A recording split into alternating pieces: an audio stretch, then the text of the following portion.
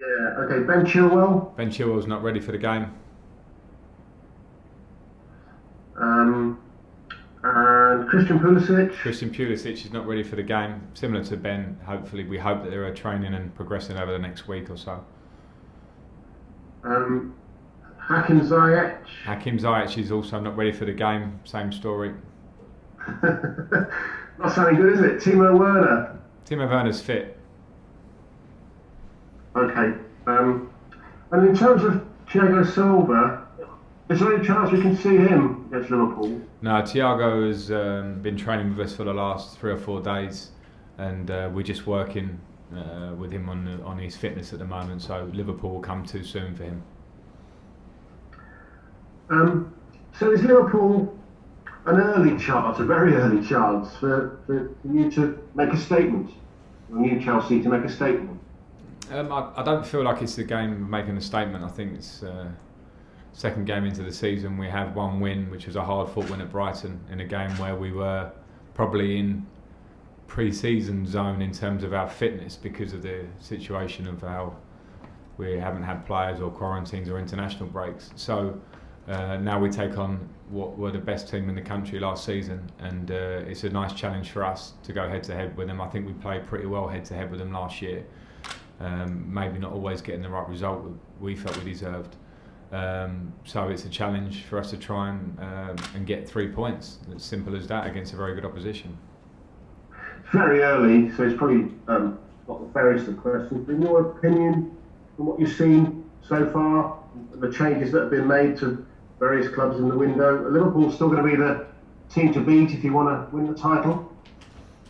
I don't want to comment on favourites to win the title. I think that's probably a job more for people who work in and around the football and pundits maybe. But for me, it's very clear to understand the quality of Liverpool and Manchester City. Over the last few seasons, they have pulled away, but there are a lot of clubs in and around that are progressing and always moving forward. So I think it's going to be competitive up there. Of course, those two are fantastic teams. This is why you come into the game, particularly into the coaching game, these kind of matches.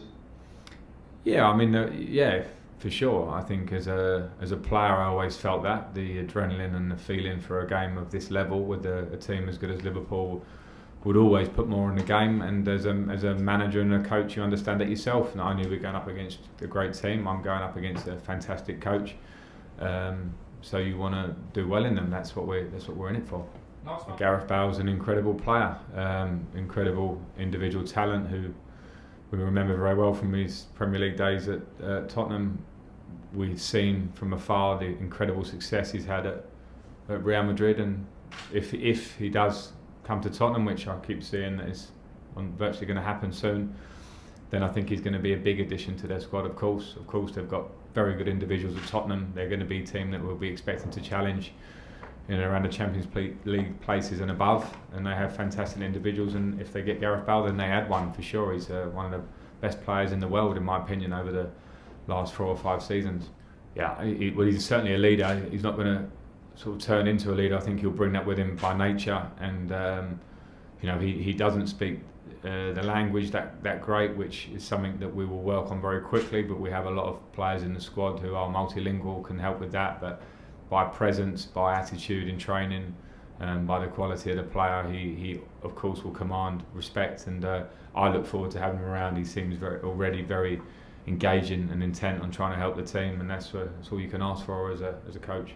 I don't know, it depends how much you want to make of it. I think if you're two teams that are pushing and driving and trying to be successful, we had it in our years probably where I was a player here. Chelsea were competing to win the leagues, Liverpool not so much. In the Champions League we drew each other a lot, and those games are ultra competitive, and they were all very difficult for us always. In the modern day terms, it looks slightly different because of the last few years where Liverpool have been fighting at the top of the league, and last year they win it. So competition like that, where we're now in a position where we're trying to improve and trying to close that gap, means that we're both squads, both coaches, both clubs and fan bases, etc., that are very driven to try and win, and that's what the Premier League is all about.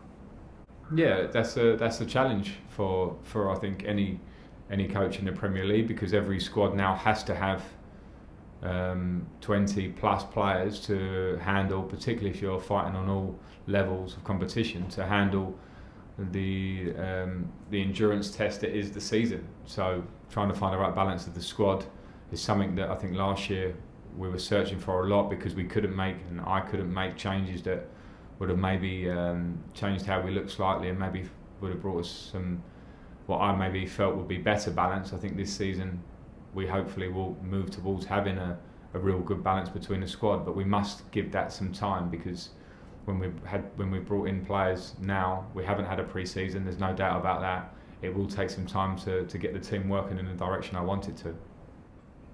I wouldn't relate it to Brighton, Moose. I think that the positive of Brighton was that we showed a real resilience and an organisation about us, and we won a game against a very difficult opposition that I think were ahead of us in fitness levels. So there are a lot of things I know we can improve on from Brighton. I'm very aware of that, and the players will feel that, and some of them afterwards felt like they were striving for fitness because of lack of games and training time.